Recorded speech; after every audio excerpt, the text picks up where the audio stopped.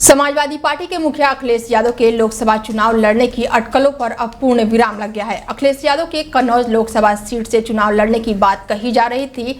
अब उनके भतीजे तेज प्रताप यादव कन्नौज सीट से चुनाव लड़ेंगे। इसके अलावा समाजवादी पार्टी बलिया लोकसभा सीट से सनातन पांडे पर भरोसा जताते हुए उन्हें मैदान में उतारा है। गौरतलब है कि अभी तक समाजवादी पार्टी ने 5 यादव उम्मीदवारों को मैदान में उतारा है और वो भी सभी मुलायम परिवार के सदस्य हैं। डिंपल यादव को मैनपुरी, अक्षय फिरोजाबाद से, आदित्य यादव बदायूं, धर्मेंद्र यादव आजमगढ़ और तेज प्रताप यादव को कन्नौज सीट दिया गया है। लोकसभा चुनाव के बीच रक्षा मंत्री राजनाथ सिंह आज दुनिया के सबसे ऊंचे युद्ध क्षेत्र सियाचिन का दौरा किए। लद्दाख में मौजूद सियाचिन बेस कैंप के दौरे पर रक्षा मंत्री राजनाथ सिंह ने यहां तैनात भारतीय सेना के जवानों से बातचीत की। राजनाथ सिंह ने क्षेत्र में भारत की सैन्य तैयारियों की समीक्षा भी की।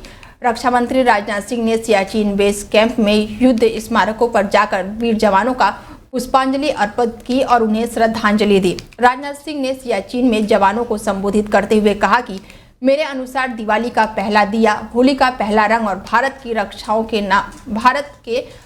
रक्षकों के नाम होनी चाहिए। हमारे सैनिकों के साथ होना चाहिए। पर्व त्योहार पहले सियाचिन की चोटियों पर मनाया जाना चाहिए।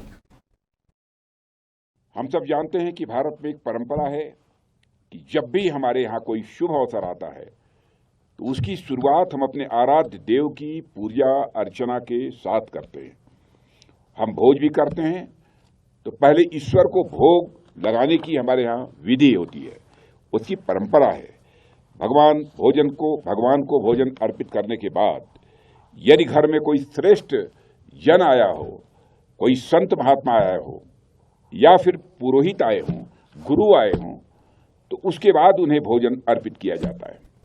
इन सब के बाद ही घर के लोग भोजन ग्रहण करते हैं। राजधानी दिल्ली के गाजीपुर लैंडफिल साइट पर यानी कि कूड़े के पहाड़ पर लगे आग पर कई घंटों के बाद काबू पा लिया गया है, लेकिन दिक्कतें अभी खत्म नहीं हुई है। दिल्ली फायर सर्विस के मुताबिक लैंडफिल साइट पर बीते शाम करीब 5 बजे आग लगी थी। शुरुआत में फायर ब्रिगेड की 2 गाड़ियां यहां भेजी गई थी, बाद में 8 गाड़ियां यहां भेजी गई थी।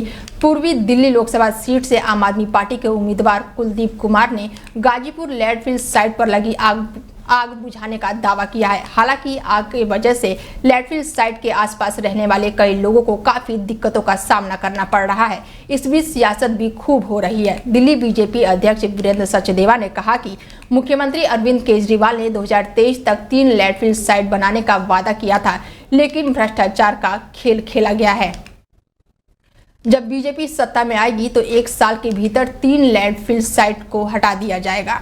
गुजरात की सूरत लोकसभा सीट से बीजेपी के उम्मीदवार मुकेश दलाल वोटिंग से पहले ही निर्विरोध विजेता घोषित कर दिए गए हैं। इसकी वजह यह है कि आज सभी 8 प्रत्याशियों ने अपना नामांकन वापस कर लिया है। बता दें कि पिछले 2-3 दिनों में सूरत लोकसभा सीट को लेकर हाई वोल्टेज ड्रामा चल रहा था, जिस पर आज विराम लग गया। ड्रामे की वजह ये बताई जा रही थी कि कांग्रेस प्रत्याशी नीलेश कुंभानी को फॉर्म को लेकर बीजेपी की ओर से आपत्ति दर्ज कराई गई थी और इस मामले को लेकर कल यानी रविवार को सुनवाई हुई और कांग्रेस प्रत्याशी का पर्चा अमान्य कर रद्द कर दिया गया। इस सीट पर कुल 10 प्रत्याशियों ने अपना नामांकन पर्चा भरा था, जिसके बाद कांग्रेस प्रत्याशी का नामांकन रद्द हो चुका है और बीजेपी उम्मीदवार मुकेश दलाल के खिलाफ कुल 8 प्रत्याशी थे। अब उन प्रत्याशियों ने अपना नामांकन पर्चा वापस ले लिया है, तो इस स्थिति में बीजेपी के प्रत्याशी की जीत सुनिश्चित हो गई है।